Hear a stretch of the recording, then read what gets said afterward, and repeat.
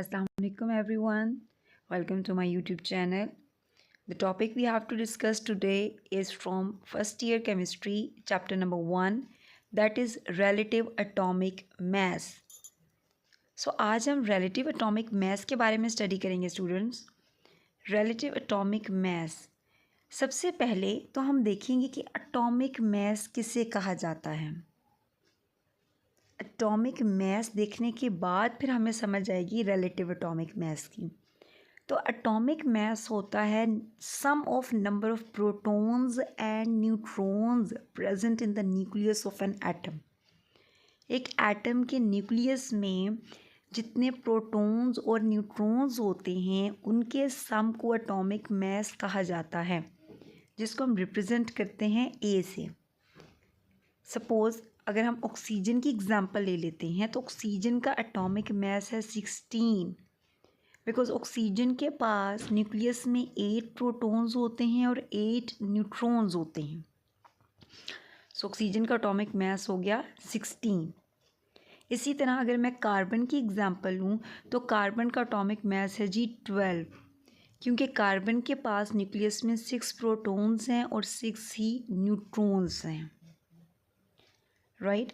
अब relative atomic mess किसे कहा जाता है, इस नाम से पता चल रहा है, इस टर्म से हमें अंदाज़ा हो रहा है. रिलेटिव मतलब कि रिलेट करके जो हम किसी एलिमेंट का मैस निकालेंगे उसको हम रिलेटिव एटॉमिक मैस कहेंगे.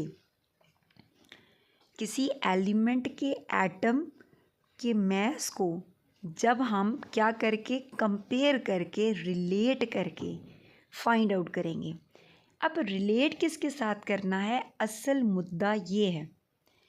तो स्टूडेंट्स हम कार्बन 12 को लेते हैं और कार्बन 12 के मैस के साथ अपने एलिमेंट के एटम के मैस को कंपेयर करके निकालते हैं और उस मैस को कहा जाता है relative atomic mess. Again repeat कर देती हूँ कि किसी भी एलिमेंट के एटम के मैस को जब कार्बन 12 के एटम के मैस के साथ कंपेयर करके निकाला जाता है तो उस एलिमेंट के एटम के मैस को कहा जाता है रिलेटिव एटॉमिक मैस. मज़ीद इसी टर्म को हम समझते हैं.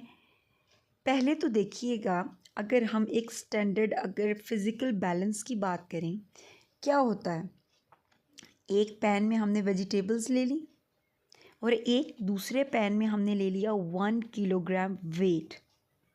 हमने जी अगर हम जाते हैं जैसे कि सब्ज़ी लेने जाते हैं तो कहते हैं जी आधा किलो दे दें या 1 पाव दे दें या किलो दे दें, कोई भी चीज़, पोटैटोज़ ले लें या कुछ भी ले लें.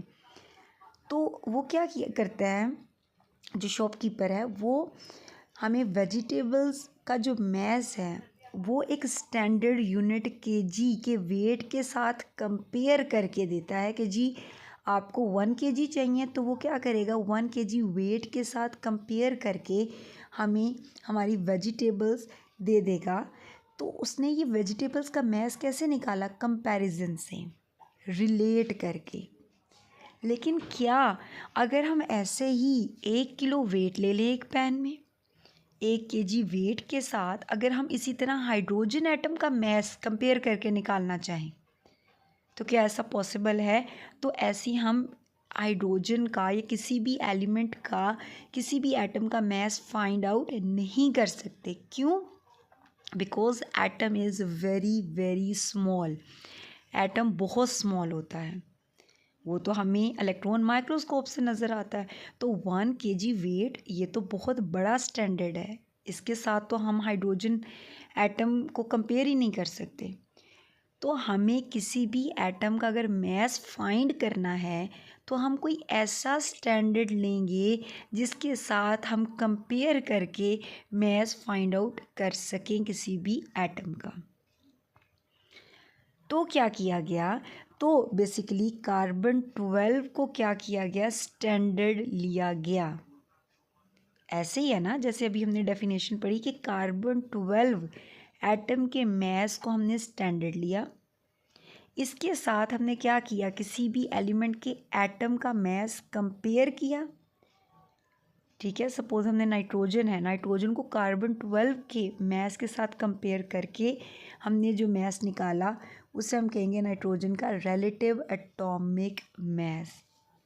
होपफुली अब आपको डेफिनेशन क्लियर हो गई होगी कि कार्बन 12 एटम की मैस के साथ जब हम अपने किसी एटम के मैस को कंपेयर करते हैं और जो मैस फाइंड आउट करते हैं वो होता है रिलेटिव एटॉमिक मैस, राइट।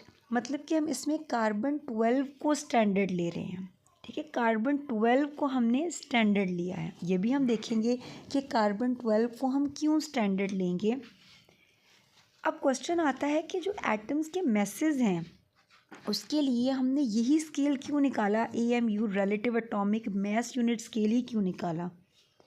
क्योंकि हमें पता है कि एटम्स के मैसेज तो बहुत स्मॉल होते हैं, वेरी वेरी स्मॉल। जो कि हम एक आम फिज़िकल बैलेंस की बात करें, अगर आम तौर पे जो हमारे पास वेइंग मशीन्स होती हैं उन पे अगर हम वेट करना चाहें तो हम कर ही नहीं सकते इनका वेट। क्यों? क्योंकि एटम्स की अगर हम सिंगल एटम लें तो वो तो नेकेड आई से हमें नज़र ही नहीं आता, तो उसका वेट करना तो दूर की बात है ना एक फ़िज़िकल बैलेंस से। इसलिए हमने इसके लिए क्या निकाला, हमने इसके लिए AMU स्केल निकाला, atomic mass unit, relative atomic mass unit scale, ताकि हम रिलेट करके और किसी एटम के साथ ही रिलेट करके हम अपने जो एटम है जिसे हम कंसिडर करें उसका मैस फाइंड आउट कर सकें। अब कार्बन का अगर हम मैस देखें तो जी हमें पता है कार्बन 12 का मैस है जी एग्जैक्ट 12.0000 एटॉमिक मैस यूनिट। इसीलिए बेसिकली हमने कार्बन 12 को स्टैंडर्ड लिया। एक वजह ये भी थी कि कार्बन का जो मैस है वो एग्जैक्ट 12 है, एग्जैक्ट होल नंबर है, कोई फ्रैक्शन में नहीं है। लाइक ऐसे नहीं है कि जी 12.2 या 12.3 नहीं है, एग्जैक्ट 12 है। अब जो यूनिट्स हम यूज़ कर रहे हैं रिलेटिव एटॉमिक मैस को एक्सप्रेस करने के लिए, जैसे कि अगर हम जनरल बात करें हम कहते हैं जी मैस के लिए यूनिट हम ग्राम यूज़ करते हैं, जैसे पीछे हमने अभी किलोग्राम की बात की, ऐसे ही है ना। इसी तरह हम हाइट है, हाइट के लिए हम इंचेस यूज़ कर रहे होते हैं, फीट यूज़ कर रहे होते हैं। तो इसी तरह जो atomic mass unit, relative atomic mess हमने निकालना है उसके लिए यूनिट हम कौन सा स्टूडेंट्स यूज़ करेंगे, तो यूनिट है जी एटॉमिक मैस यूनिट AMU। अब 1 AMU किसके इक्वल होता है, ये होता है एक कार्बन एटम के 12वें हिस्से के बराबर। 1 AMU is equal to 1/12th mass of carbon. बहुत इंपॉर्टेंट ये डेफिनेशन है AMU की कि जी AMU क्या है। अब देखिए हमने कार्बन 12 को स्टूडेंट्स ले लिया स्टैंडर्ड, लेकिन कार्बन 12 मतलब कि 12 एटॉमिक मैस है, 12 यूनिट्स हैं, 6 प्रोटॉन्स हैं इसके न्यूक्लियस में, 6 न्यूट्रॉन्स हैं। ऐसे ही है ना 12 कार्बन का मतलब, कार्बन 12 का मतलब है कि उसका एटॉमिक मैस 12 है। अब हम ये कह रहे हैं कि एक एटॉमिक मैस यूनिट इक्वल होता है एक कार्बन के 12वें हिस्से के, राइट। जैसे कि यहाँ मैंने डायग्राम में भी शो किया। पहले अगर आप इसको देखें स्टूडेंट्स, ये हमारे पास है जी कार्बन, एक एटम लिया हमने, उसके 12 पार्ट्स हैं, ठीक है। कार्बन 12 है ना, 12 पार्ट्स हैं, तो उसका जो 12th पार्ट है, 12वां हिस्सा है, ये इक्वल होता है किसके इक्वल होता है, ये होता है 1 AMU के इक्वल। तो 1 AMU 1 एटॉमिक मैस यूनिट यकीनन आपको समझ आ गया होगा कि कार्बन के 12th पार्ट के इक्वल। ये देखिए ना 12 यूनिट्स हैं, तो जो एक सिंगल यूनिट है जो 12th पार्ट है वो इक्वल होगा किसके, 1 AMU के, राइट। जैसे कि यहाँ पे भी मेंशन है कि मैस ऑफ कार्बन इक्वल है जी 12 यूनिट्स के, ठीक है। तो उसमें जो सिंगल यूनिट है कार्बन का वो इक्वल है 1 AMU, तो वो सिंगल यूनिट यही हुआ ना 12th पार्ट ऑफ कार्बन, तो वो इक्वल हुआ 1 AMU के। तो ये जो 1 AMU है एटॉमिक मैस यूनिट है, ये क्या है, यूनिट है रिलेटिव एटॉमिक मैस का। अब क्वेश्चन ये आता है, हमने ये भी देख लिया स्टूडेंट्स की जी रिलेटिव एटॉमिक मास किसे कहते हैं, कि कार्बन 12 के मास के साथ जब हम किसी भी एटम के मास को कंपेयर करें तो वो रिलेट करने के बाद जो मास आता है वो है जी रिलेटिव एटॉमिक मास। फिर हमने ये भी देख लिया यूनिट क्या यूज़ करते हैं, एटॉमिक मास यूनिट। फिर ये भी देखा कि 1 एटॉमिक मास यूनिट इक्वल होता है कार्बन के 12th पार्ट के। अब हमने कार्बन 12 को लिया तो हमने इसी को ही क्यों लिया, क्यों सिलेक्ट किया एज अ स्टैंडर्ड। सबसे पहले तो ये कि जी कार्बन 12, और ये भी बहुत इंपॉर्टेंट शॉर्ट क्वेश्चन है, अक्सर पूछा जाता है कि जी कार्बन 12 को क्यों स्टैंडर्ड लिया गया। तो जी कार्बन 12 क्या है, स्टेबल आइसोटोप है, सबसे पहली बात। सेकंड है जी क्योंकि अबंडेंटली प्रेजेंट होता है नेचर में, इसे स्टडी करना आसान था, इस पर एक्सपेरिमेंट्स करना इजी था।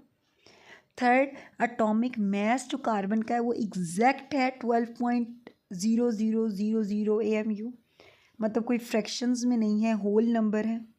एंड कार्बन क्या कर सकता है, डिफरेंट एलिमेंट्स के साथ कंबाइन करके हमें बहुत से कंपाउंड्स देता है। तो ये कुछ रीजंस थी जिनमें मेन यही हमारे पास रीजंस आती हैं कि जी कार्बन 12 क्योंकि स्टेबल है, स्टेबल होने की वजह से ही अबंडेंटली प्रेजेंट है, ज़्यादा है, ज़्यादा अमाउंट में पाया जाता है, इसलिए इस पर एक्सपेरिमेंट करना ईजी है। और इसका एटॉमिक मास भी क्या है, होल नंबर है, जिसकी वजह से हम इसको एज अ स्टैंडर्ड ले सकते हैं और हमारे लिए इसके साथ किसी भी और एटम को रिलेट करना आसान हो जाता है, राइट। इसी तरह कुछ एलिमेंट्स हैं जिनके रिलेटिव एटॉमिक मासेस दिए गए हैं, जैसे कि हाइड्रोजन है 1.008, ऑक्सीजन है 15.9994। अब देखिए हम क्या कहते हैं, न्यून है 20.1, हम ऑक्सीजन का जैसे ले रहे होते हैं जी, एटॉमिक मास है जी 16 ग्राम। अब AMU में क्या है, 15.9994 AMU है, ठीक है। इसी तरह क्लोरीन का मेंशन है 35.453। अब अगर देखें तो हमें ये जो जितने भी मैसेज मिले हैं ये फ्रैक्शंस में हैं, पॉइंट्स में हैं, लेकिन कार्बन का अगर हम देखें मैथ तो वो एग्जैक्ट होल नंबर है, इसीलिए ही हमने कार्बन 12 को क्या लिया था, स्टैंडर्ड लिया था। होपफुली आपको सारी आज जो भी कॉन्सेप्ट था रिलेटिव एटॉमिक मास का, एटॉमिक मास यूनिट का, वो क्लियर हो गया होगा। और कोई भी क्वेश्चन हो तो आप कमेंट बॉक्स में ज़रूर कमेंट कीजिएगा और मेरा चैनल सब्सक्राइब करना मत भूलिएगा और इस वीडियो को शेयर ज़रूर कीजिएगा, लाइक ज़रूर कीजिएगा। Thank you so much, fee Aman Allah.